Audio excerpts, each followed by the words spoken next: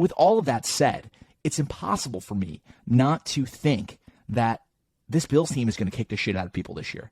This Bills team is front to back. They come back from that devastating loss.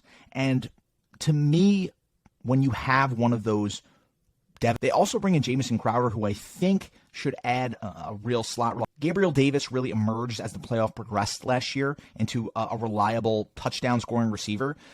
I saw a stat the other day that in his draft class, he's only been in the league for 2 years, he is second overall only to DK Metcalf, I believe, in touchdowns, despite playing not that many games, not nearly as many games as a lot of the other guys with whom he was drafted.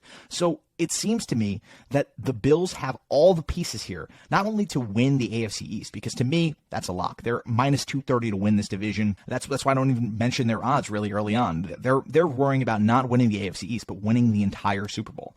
Even if this isn't the year that they win the Super Bowl, I think this is the year they enter the playoffs as a 1 seed.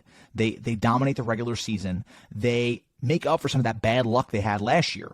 Even if this defense takes a minor step back, or with these offseason signings takes something of a step forward, and the offense is at baseline for what it was last season, which from 2 years ago, the Bills' offense was not as efficient. We saw a lot of unconverted red zone opportunities with Stephon Diggs and Josh Allen. This team is primed to dominate the regular season, primed to be a 1 or 2 seed in the conference, and I think the Bills are going to go well over their projected win total of 11 and a half games.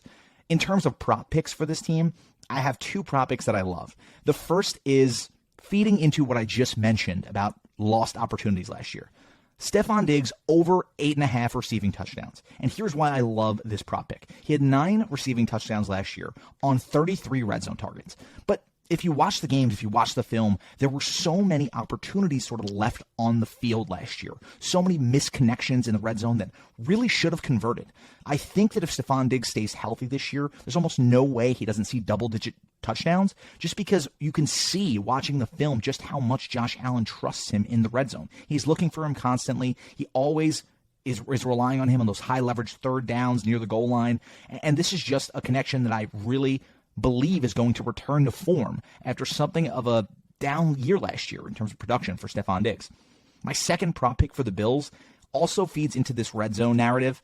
I think the Bills are going to score a lot of points this year. I think Vegas thinks they're going to score a lot of points this year.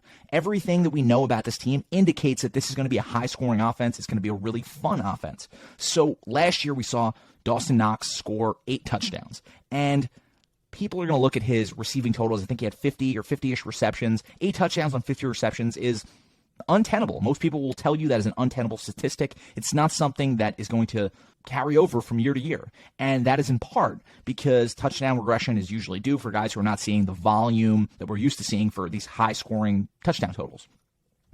I think Dawson Knox is the exception to that rule.